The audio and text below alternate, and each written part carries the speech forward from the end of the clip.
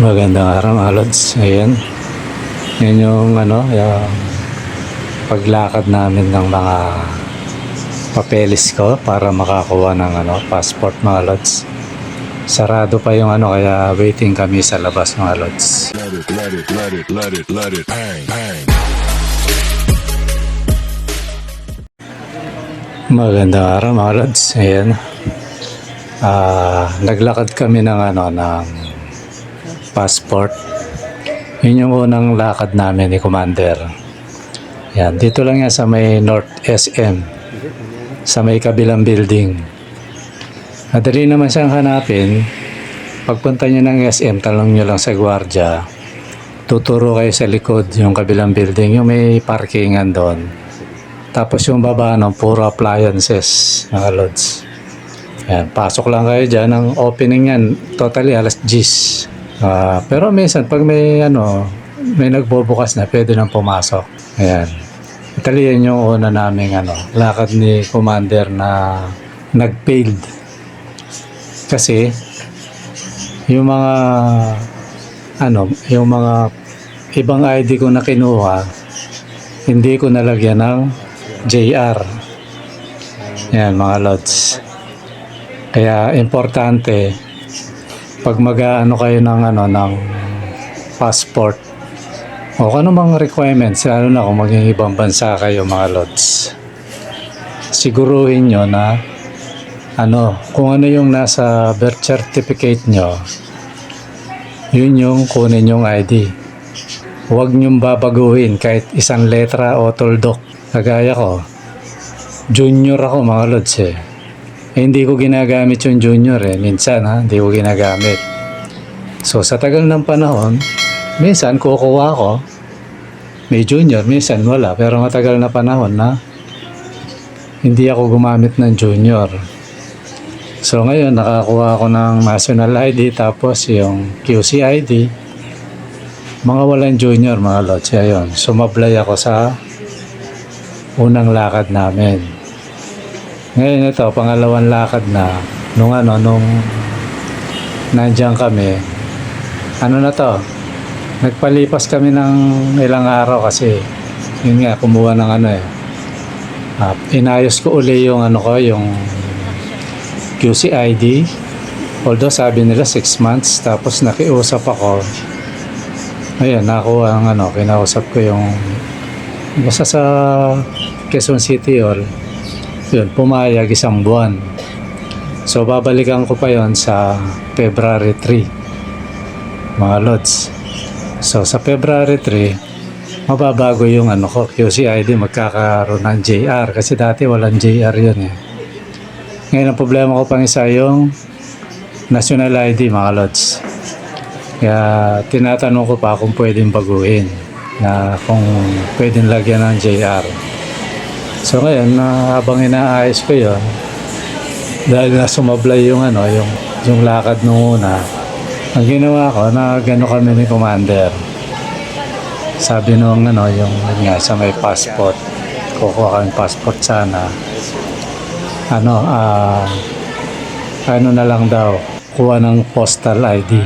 So ayun, yung mga, kasi alanganin yung lakad namin nagpalipas kami ng inilakad namin yung QC ID, tapos alanganin dahil Biyernes yata Huwebes.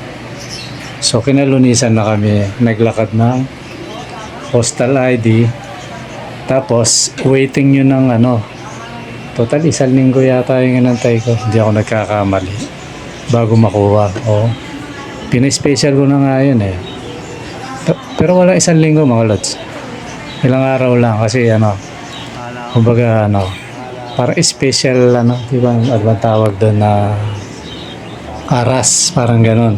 Ayun, nung pinuntahan ko, nakakuha kami doon, tapos nung ilang araw ako na lang ang bumalik dyan. Ayun, hawa ng Diyos, nakuha ko. Tapos bumalik kami sa SM. Ayun, pagbalik namin, medyo siyempre kabado pa tayo mga lods, dahil marami ako nakikitang nare-reject. May mga technical, may mga error sila. So ngayon, ang nangyari, si Commander nga kinakabahan din kasi maraming nga mga lods kasi mga technical dahil siyempre lack of knowledge tayo hindi natin kabisado to. Pero sa ngayon pag ibalik muli ako rito, alam ko na gagawin ko. Kasi pag ako sa isang bagay mga lods, hindi naman sa lahat ng pagkakataon minsan ko lang napuntahan o na kung lugar man yan tapos napuntahan ko, hindi na ako masyado maliligaw doon. Ganon din ang pagkuha ng papeles mga lods. Pag naanuin ko lang isang beses, di mo na ako basta huwag ka lang mahiyang magtanong. So yun, nung inano na ako, pumila uli, tapos nakikita ko ang daming nare-reject. Ayun, nawa ng Diyos, nung naman, nakapasa ako doon sa step 2, tapos akala ko okay na dahil sabi pa-picture na daw ako. Pagdating pala doon, ang dami pa rin na-error mga lods. Kasi ang isang nalaman ko doon, eto, yung ibang nag-abroad, pinipigay yung identity nila mga lods. Either na hindi sila yung talagang tao na yon. Ngayon, pag in-scan ka na, lumalabas hindi ikaw yun. Kaya mare-reject ka talaga.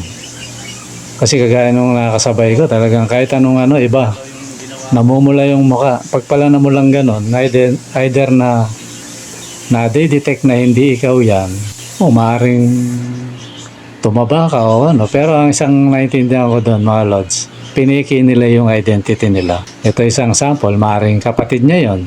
Ngayon binago, maaaring may dati ng yun. Ngayon, dinidetect iba. Maaaring ang gamit mo, pangalan ng kang ibang tao na maaaring kumuha na rin ng ibang passport o sa ibang mga ID niya. Ngayon, pag in-scan ka ron, di-detect ka, hindi ikaw. Sa panahon ngayon, mga lods, napakahirap na minsan mandaya. Although, maraming mandaraya ngayon. Yung AI, malupit yung AI Pero, iba pa rin yung talaga, pag actual na ganon. I-scanning ka kasi actual yun Kaya yun, medyo kinabahan ako ron. Sabi ko na mukhang akala ko nung una, nagluloko lang yung computer. Dahil sa dami ng, siyempre, sa araw-araw ba naman, siyempre, yan, napupuno yung memory ng computer na yan. Yung pala mga, error. Maring human error o talagang piniki yung identity. Hindi ko alam. Pero isang nakita kong malinaw doon, merong namimiki talaga mga lods na identity nila. Lalo na ngayon sa may, diba, sa may parting Quiapo, pupuntang Quiapo. Sa Recto, diba, ang daming magagaling dyan. Kayang-kaya kang gawa ng mga, kahit lisensya nga, kaya kang gawa ng dyan, kala mo original So yun, medyo kinabahan ako, pero awa naman ng Diyos nung ako na, tuloy-tuloy, walang sabit, kaya lang panitingin sa akin nung dahil tinitingnan niya, sabi niya, ganito pinanganak to, bakit parang, kasi mga lods niya naman sa medyo baby face tayo ng konti, kaya parang duda. Kaya lang hindi naman magsisinungaling ang computer yung pang-scan Kaya in-scan ako, pati ID ko inisa-isa. Pati pirma ko, ilang beses ako pinapirma kung ako nga yan. Ayaw naman ang Diyos nakapasa tayo ron. Ngayon siguro naman wala nang problema yon kasi waiting na. Makukuha ko sa sa katapusan. Yan. Itong January mga lord. Sana makuha ko na para at least ito sana yung channel ko sa kabila maging okay na kasi may problema yung channel ko. Totally yung channel wala, yung AdSense. Kaya dito ko ngayon sa isang channel na to, dito ko inaano to para hindi na maapektuhan kasi iba yung topic doon mga lods Kaya yun, ngayon ang natin mga lods, ang gusto kong itawid sa inyo yung yung paano ba kayo kukuha ng mga requirements o lalo na yung mga passport na hindi kayo ma-error mga lods. So hindi kayo madi-deny. Kasi ako mga lods, marami akong dinaan ng marami akong dinaan ng pagkakamali. Totally, kasalanan ko yun. Pati yung sa AdSense ko, inaamin ko na yun na nasa akin yung pagkakamali. O ganito, ito yung talagang main topic natin dito. Pag kukuha kayo mga lods, ito parang ano na lang siguro, babala para hindi kayo magaya sa akin na nahirapan ng todo sa pagkuha ng lalo na sa passport. Particular ito sa passport mga lods para hindi kayo pabalik-balik, hindi kayo ma-deny. Kasi dahil na-deny mga lods sa totoo lang. Ito yon. Ang unang-una nyong gawin mga lods, ganito. Yung birth certificate nyo, pa-PSA nyo. Di ba, no? Di ba, may birth certificate. Ang tawag na ngayon yun, PSA. Statistical na yata yan. Basta PSA mga lods. Hindi ko lang kung meaning ng PSA na yan. Basta, doon, nabasa ko pero sa pa-PSA nyo, kasi ngayon naman pagkukuha ka ng PSA na siya. Kung may asawa ka, ganun din yung marriage contract. Pa-PSA nyo sa dito lang yun sa may dito sa may Quezon Hub. Yan, totally magkalapit sila ng magkatapatan lang yata ng kabila kasi yun sa EDSA yung yung PSA yung kuha na ng birth certificate. Yan. So ngayon, ang gawin nyo, yan, PSA. Pag na PSA na yung birth certificate nyo, so ngayon kukuha ka ng mga bagong ID, lalo na ngayon bagong taon, di ba? Maaring yung ibang ID mo expire na. Kukuha ka ng bago. Kung ano yung mga nakalagay sa dapat nagmamatch yung sa birth certificate mo tsaka yung sa yung pangalan mo, yung birth certificate tsaka marriage contract. Ngayon, kung sa marriage contract hindi nagmamatch, huwag mo na ipakita yun. Yung importante yung birth certificate. Kasi secondary lang naman yung marriage contract na katunayang ikaw yon. So ngayon, ang gawin mga lods, kung ano yung nakalagay sa birth certificate mo, yun ang sundin mo. Kung dati kang may mga ID na mali yung ginagawa mo, ito sundin mo yun sa birth certificate. Kung may tuldok yan, halimbawa, kagaya sa akin, meron akong junior, may tuldok, lagyan mo ng tuldok, di ba? Abisido ko pabalan. Tapos tuldok, JR, gano'n. Lagyan mo lahat kasi yan, sa panahon ngayon, magaling yung scanner alam niya lahat yan. Nakikita lahat yan mga lods. Mas matalino pa sa tao, bagamat gawa ng tao yan. Kaya tayo nawawaglit minsan ng computer, mas magaling pa yan mag-scan kaysa sa atin. So kung kukuha ka ng ngayon, lalo kung taga Quezon City ka, ang una mong gawin kung paano ka makakuha ng passport. Ayun, birth certificate mo. Kung hindi pa naka-PSA, i-PSA mo. Tapos, yun ang sundin mo. Kung ano yung identity mo ron, sundin mo yun. Pagkuha mo ng mga ID, kagaya na punta ka sa barangay, na humingi ka ng certificate, na halimbawa, ang purpose passport, yan, ilalagay doon. Sa amin dito, 100 pesos So, tapos punta ka sa QC, kung taga QC ka, Kasi Quezon City lang yung may ganung ID, QC ID. Kung taga rito ka sa Quezon City, kumuha ka ng ID, mga lods, QC ID. Kasi tinatanggap yan, valid yan. Madali lang naman, mga lods. Pagpunta mo doon, pwede kang magpa-online o pwede kang direkta doon. So ngayon, mag-aantay ka mga ilang araw yon. So total, ilang araw pa lang naman ang aantayin mo. Kung gusto mo, kumuha ka na rin ng postal ID mga lods. Yung pagkuha ng postal ID mga lods mula sa City Hall, lumabas ka, yung biyaheng paano na sa kabilang kalsada yon sa may City Hall, Quezon City Hall. Sumakay ka, ang biyahe ng Anonas Sabihin mo lang sa driver, sa may kanto ng Agham Road yun, Nia, kumbaga. Ayun, yan, pwede mong lakarin, pwede kang sumakay ng yung pedicab. Ako, nilakad ko lang mga lods kasi kaya naman lakarin. So, dalawa naman yung doon. Pagpunta mo doon, pipil up ka doon. So, kung ano yung nasa identity mo sa PSA, kung makakalimutan, yun ang laging kopyahin mo. Huwag kang magbabago sa mga ID mo kahit ano. Tapos, yung postal mga lods, naman yun, kung taga Quezon City ka, yung na yun, depende na sa'yo kung antayin mo yung talagang process o pa-RAS mo. Yung RAS mga lods, 650 ba o 550? Yan, mga ganun lang yan. Ano lang siya, nasa 3 days lang. 3 days lang siya, makukuha mo na. So, sadyain mo na yun doon. So, at least, halos magkapanabay na yung ano mo nun, yung QCID tsaka Postal ID. So, ano pa yung pwedeng ID? Lisensya, mga lods. Ayan, valid ID yan eh. Basta mga valid ID. Kung driver ka, yung lisensya mo, siguruhin mo, parehas doon sa mga kinuha mong ID, huwag mong babaguhin. Tapos, national ID, mga lods. Ayan. Yan ang mga pwedeng, yung mga ID na uubrang, tatanggapin pag kukuha ka ng passport. Tapos, government ID.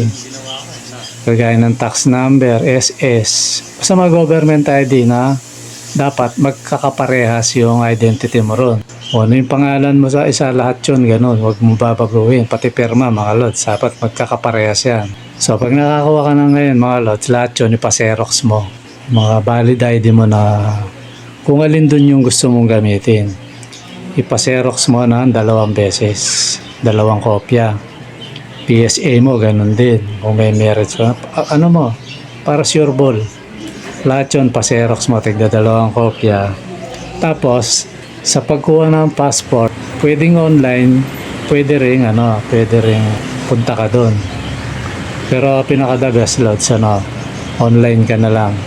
Kasi pagdating doon, pipila ka rin. At least, pag nag-online ka, ayun, halos magkakapanabay yun. Diba, kumuha ng mga ID mo, yung postal, yung QC.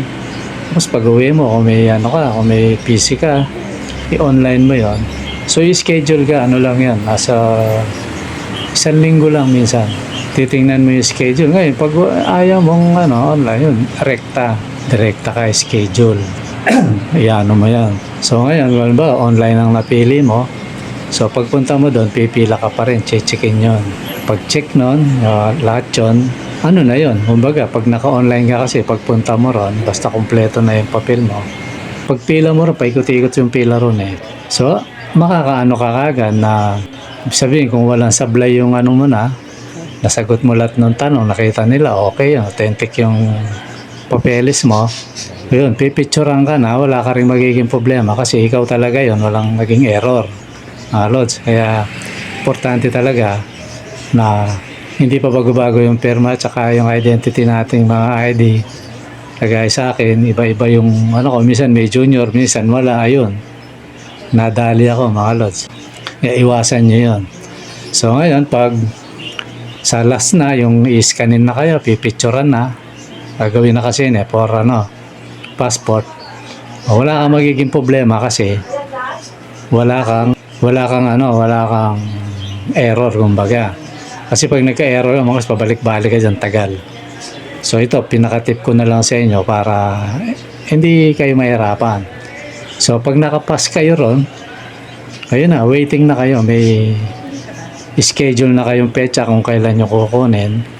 Tapos, kukunin mo yon kung dito ka sa Metro Manila. Ayan, kagaya ako, Quezon City ako. May kanya-kanyang area kasi yan eh. Kung Quezon City ka, ang kuhanan naman nun sa Mega Mall. Ortegas yata yan, mga lods, kung di ako nagkakamali. Ayun. Yun, totalin sa akin, binilang ko 10 days eh. Mula nung bibilang ako ng 10 days bago ko makuha. So yun, mga lods, na sana, yung sa akin, hindi ko pa naman makuha, pero sigurado na yun kasi kopya na yun eh. Parang gagawin na yun. So yun, mga lods, yung pinaka-tip ko sa inyo kung nagbabalak nyo kumuha ng passport para hindi ka mahirapan. Siguruhin nyo yung mga ID nyo, magkakaparehas yung mga perma nyo, yung pangalan nyo doon. Kahit tuldok, kung dati kang gumagamit ng tuldok, kung may junior ka, gamitin mo yon. Ang gawin mo, batayan yung PSA mo, yung birth certificate mo, lods.